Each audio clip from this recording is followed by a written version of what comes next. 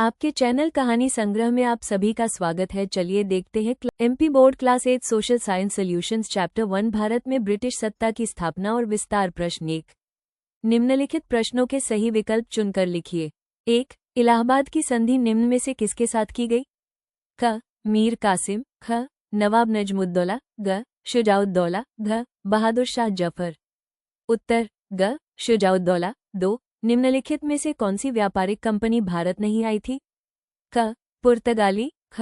Dutch, ग. फ्रांसीसी, घ. अमेरिकन। उत्तर घ. अमेरिकन। 3। डचों द्वारा भारत में बनाई गई प्रमुख फैक्ट्री कहाँ थी?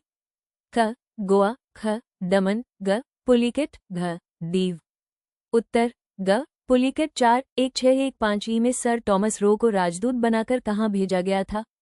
क. इंग्लैंड, ख. अमेरिका, ग. भारत, घ. फ्रांस।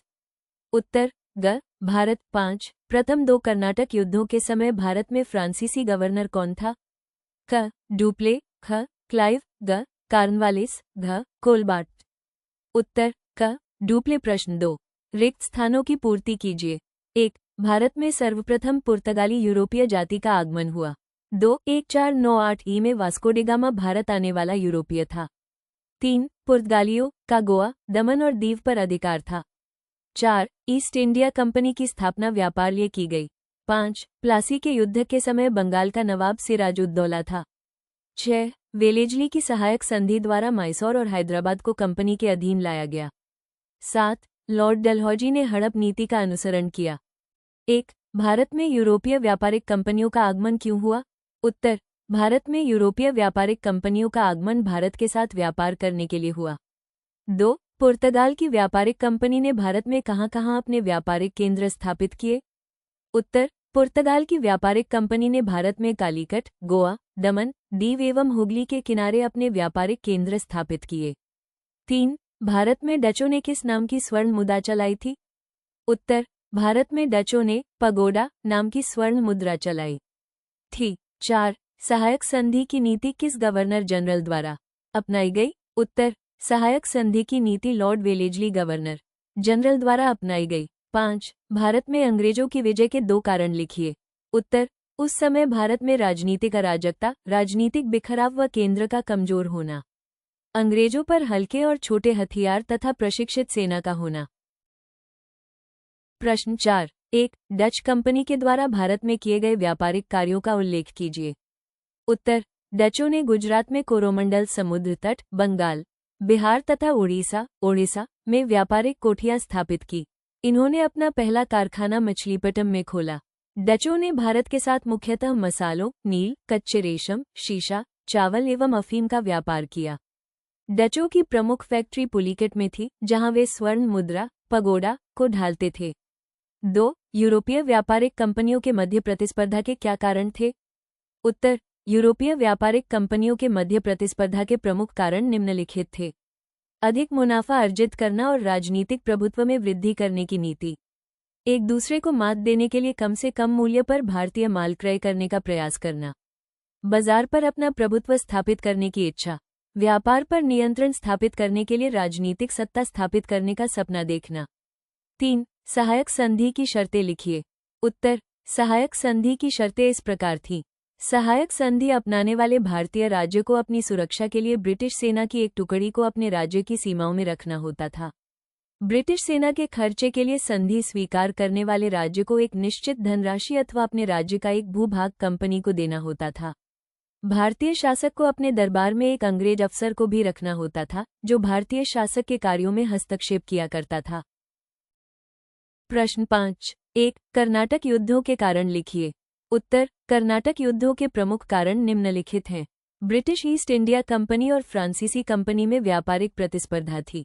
दोनों ही अधिक बाजार तथा सुविधाएं पाने के लिए व्यापार पर अपना प्रभुत्व स्थापित करना चाहती थी। फ्रांसीसी कंपनी का प्रधान कार्यालय दक्षिण पूर्वी समुद्र तट पर पांडिचेरी में था, जबकि ब्रिटिश कंपनी का प्रमुख केंद्र फोर्ट सेंट जॉर्ज, मद्रास में था, जो कि पांडिचेरी से अधिक दूर नहीं था।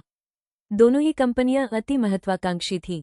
दोनों का ही कार्यक्षेत्र पश्चिमी और पूर्वी भारत लगभग एक ही था। 2। प्लासी युद्ध के कारण लिखिए। उत्तर प्लासी युद्ध के प्रमुख कारण निम्नलिखित थे। अंग्रेज समस्त बंगाल पर अपना अधिकार करना चाहते थे, यद्यपि अंग्रेजों को पहले से ही काफी सुविधाएं प्राप्त थीं। क्लाइव ने फ्रांसीसी बस्ती चंद्रनगर पर अपना अधिकार कर लिया तथा वहां का नवाब सिराजुद्दौला इसके खिलाफ कुछ न कर सका। क्लाइव ने नवाब के दुश्मनों को अपना संरक्षण दे रखा था। क्लाइव ने सेनापति मीर जाफर और राय दुर्लभ आदि के साथ एक गुप्त समझौता कर नवाब को गद्दी से हटाने के लिए एक षड्यंत्र रचा था। क्लाइव सिराजुद्दौला को गद्दी से हटाकर अपने समर्थक मीर जाफर को बंगाल का नवाब बनाना चाहता था। युद्ध करने के लिए क्लाइव ने नवाब सिराजुद्दौला पर अलीनगर की संधि भंग करने का आरोप लगाया। 3. इलाहाबाद की संधि की शर्तें लिखिए। उत्तर: मुगल सम्राट शाह आलम, नवाब मीर कासिम व शुजाउद्दौला अंग्रेजों से युद्ध में पराजित हो गए। अतः 1765 में शुजाउद्दौला तथा शाह आलम को रॉबर्ट क्लाइव से संधि करनी पड़ी। यही संधि इलाहाबाद की संधि कहलाती है। इसकी शर्तें इस प्रकार थीं। अवध के नवाब से 50 लाख रुपए युद्ध के हर्जाने के रूप में लेकर अंग्रेज उसे अवध का राज्य लौटा देंगे। कड़ा और इलाहाबाद तथा उसके आसपास का क्षेत्र अवध से अलग कर मुगल बादशाह शाह आलम को दिया जाएगा। चुनार का दुर्ग अंग्रेजों को मिलेगा। अंग्रेजों को अवध की सीमाओं के भीतर बिना कर दिए व्यापार की सुविधा मिलेगी। 4. लॉर्ड डलहौजी की विलय नीति को समझाइए। उत्तर: भारतीय राज्यों को प्रत्यक्ष रूप से कंपनी के अधीन करने के लिए गवर्नर जनरल लॉर्ड डलहौजी ने विलय नीति, हड़प नीति का अनुसरण किया। सबसे पहले उसने भारतीय राजाओं द्वारा दत्तक पुत्र लेने की प्रथा पर रोक लगा दी। जो शासक बिना पुत्र के मर गए, उनके राज्यों को ब्रिटिश साम्राज्य का अंग बना लिया गया। ऐसे राज्यों में झांसी, नागपुर और संतारा प्रमुख थे। मैसूर और पंजाब के विस्तृत राज्यों को युद्ध द्वारा ब्रिटिश शासन का अंग बना लिया गया। 1856 में अवध के नवाब पर कुशासन का आरोप लगाकर अवध को ब्रिटिश शासन का अंग बना लिया गया।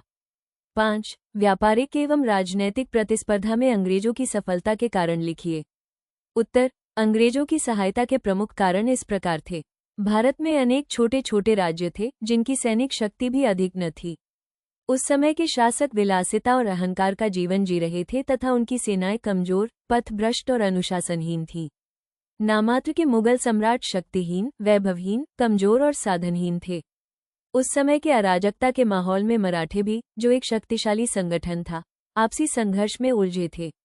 अंग्रेजों के पास हल्के और छोटे हथियार तथा प्रशिक्षित एवं अनुशासित सेनाएं थीं। सर्वोपरि उनकी फूट डालो और राज्य करो की नीति सफल रही। और मराठों के बीच मुख्यतः 3 युद्ध हुए, जिनका वर्णन निम्न प्रकार है। 1. अंग्रेजों मराठों के बीच पहला युद्ध सन 1775 में शुरू हुआ। इस युद्ध में मराठा सरदार एक साथ होने के कारण युद्ध अनिर्णित रहा और आने वाले लगभग 20 वर्ष तक दोनों में ही शांति बनी रही। 2. दूसरा अंग्रेज मराठा युद्ध लॉर्ड वेलेजली के समय में लड़ा गया। शक्तिशाली मराठा सरदारों भोसले तथा सिंधिया ने मराठा राज्य की स्वतंत्रता बनाए रखने के लिए अंग्रेजों के विरुद्ध सन 1803 में युद्ध छेड़ दिया। एक होकर महत्वपूर्ण युद्ध लड़े गए, किंतु अंग्रेजी सेना के सामने वे टिक न सके। 3. तीसरा और अंतिम अंग्रेज मराठा युद्ध सन 1,71,71,718 में लॉर्ड हेस्टिंग्स के शासनकाल में हुआ। पेशवा बाजीराव द्वितीय ने अंग्रेजों के निरंतर हस्तक्षेप से क्रोधित होकर युद्ध शुरू कर दिया।